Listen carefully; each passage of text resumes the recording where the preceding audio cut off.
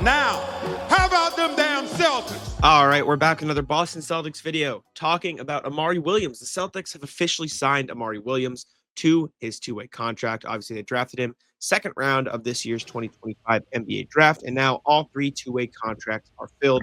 It is Max Shulga, it is Amari Williams, and it is RJ Lewis, the latter of whom, Lewis, being on a two-year two-way, which he signed with the Jazz and then was traded to the Celtics in the George Niang trade. Three rookies in the two-way spots, and Amari Williams was wrapping it up. Yeah, Amari Williams was maybe not a surprise prospect, but just somebody we didn't look at going into the draft. And when we found out about him, the playmaking part of his skill set really makes him an intriguing piece, right? Like he also has a good amount of athleticism, great length.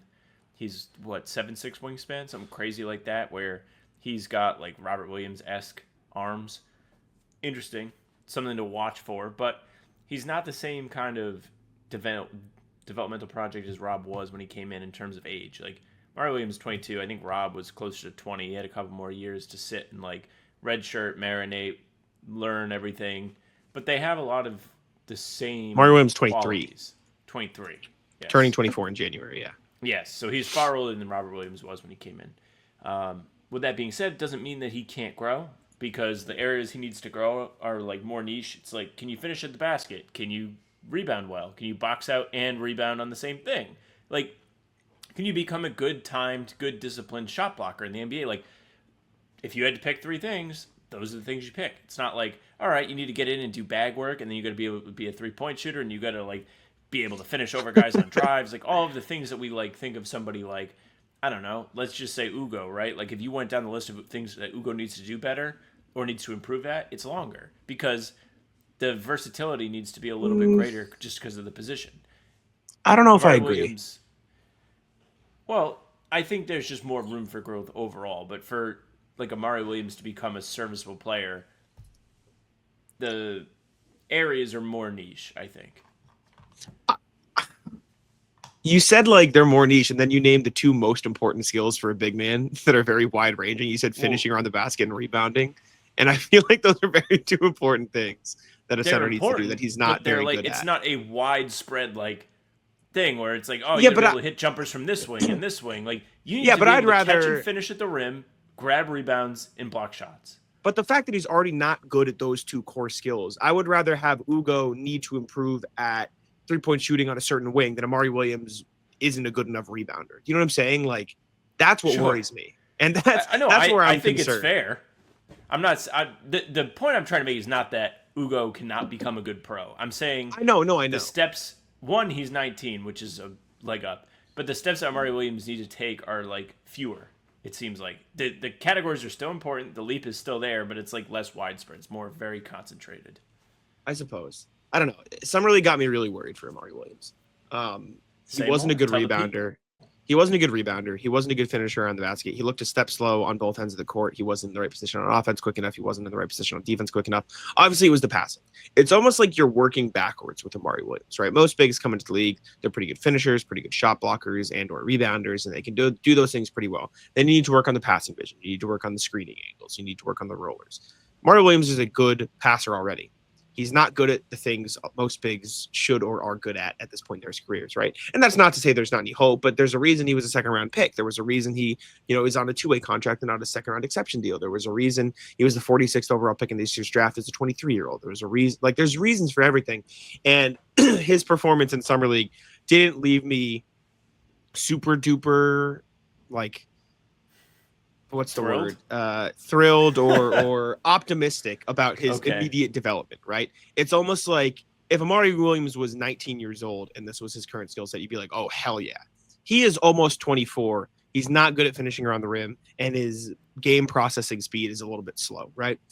Again, this isn't to say I don't think Amari Williams could be an NBA player. I think there is definitely a pathway, but he's going to have to show pretty quick improvements in those areas in order to get there, right? Like you can't be lost on the glass, either caught boxing out or caught not boxing out, right? You got to be able to make those quick decisions. You can't be a step slow on defense to the point where you're either giving up cheap fouls or just not there in time to play help over. You can't be, not in position for the lob on offense. You can't be not ready, to play from dunker spot to dunker spot. Like there's just a lot of things. You can't miss floaters in the lane, right? Like there's so many things that need to go into his development in such a short period of time as a guy who's about to turn 24, that you're going to need some quick improvements in Maine, in my opinion, in order for you to see a realistic pathway, even with the lack of depth at the center position.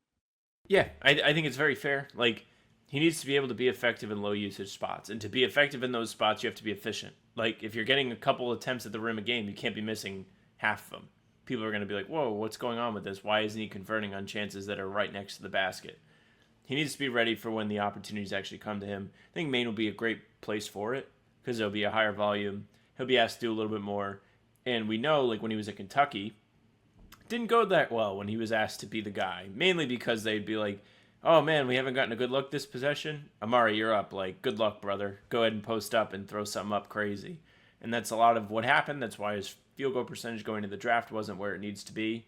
Where it was like I was looking at it as soon as they drafted him. We did the breaking news video, and I was like, man, this just looks like they just drafted Nemi again. There's more to it than that, but he still has to improve in similar ways that Nemi does, and maybe there's a parallel there. Maybe it's something that we see them work on. Like, you know, they have one of the dev coaches working with the two of them on similar things.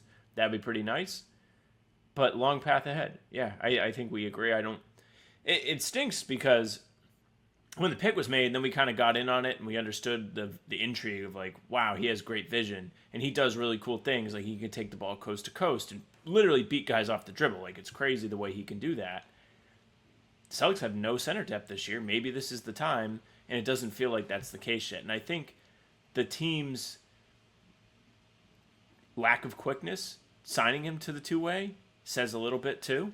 Like, most guys, I mean, they signed Shoga pretty quickly after Summer League or after the draft. Like, it didn't take them very long. Williams took him a little longer. Yeah, I do bet part of that was they needed to wait for the RJ Lewis deal to go through because they had Miles Norris. They needed to waive Miles Norris, so they needed an open two-way spot to facilitate the trade, so they just waited to sign one of them. It was odd that Amari wasn't the one they signed first because he was picked first, but he's in town now. Like I said, I think there's obviously a pathway. He's a very skilled passer, and that's always a very intriguing place to start if you're a center in the NBA. It's just, if you're looking to replace the skills you kind of need with this type of Celtics team, you either need to be able to shoot the ball or you need to be able to play effectively at a pick and roll. And he's not really ready to play either of those roles yet. Like, he's almost exclusively sort of resigned to the make plays at the top of the key and, you know, find cutters, and maybe he can work a little bit out of the short roll, but he needs to improve his screening in order to get there first. So it's almost like he is the rawness of a one and done prospect, but he spent 4 or 5 years in college, which maybe isn't ideal, but you can understand why the Celtics took the shot. A year in Maine, I think, will certainly do him some good. I'm excited to see what it looks like up there. I think him, Max Shulga, and RJ Lewis are going to be a fun trio to keep tabs on. But other than that, Ugo as well will probably spend a lot of time in Maine. Appreciate y'all for tuning in. Let us know what you guys think of Amari Williams, the signing. Obviously, it was probably pretty obvious they were going to bring him on board, but it's official now. And let Sam take it out. Yeah, thank you very much for listening and watching. Make sure you leave a like, comment, subscribe. Again, let us know what you think of the signing. Let us know anything else you might be thinking this summer, because a little bit of time before the season starts. We're getting there. We're getting closer and closer. Probably about 45-ish days away from training camp and preseason kicking off, so that'll be fun. You can find us on Spotify and Apple too. All pods and recaps are there. Follow us. They'll go right to your feed. Leave a 5-star review. We'd appreciate it if you emailed us, hbtcpod@gmail.com. We read them every single time we do a full pod, which drops Tuesday, Thursday, and Sunday. So get them in. We're recording Monday. If you have anything to say, hbtcpod@gmail.com. Our socials are at How About Them C's for Twitter, Instagram, and TikTok. Facebook's the name of the podcast. All streams are there. They're on YouTube. They're on Twitter. Jack's Twitter is Jackson1NBA. Mine's at Sam LaFrance, NBA. That's it for us. Taco, come on. Taco's having some fun here. That is bogus. These guys are ridiculous.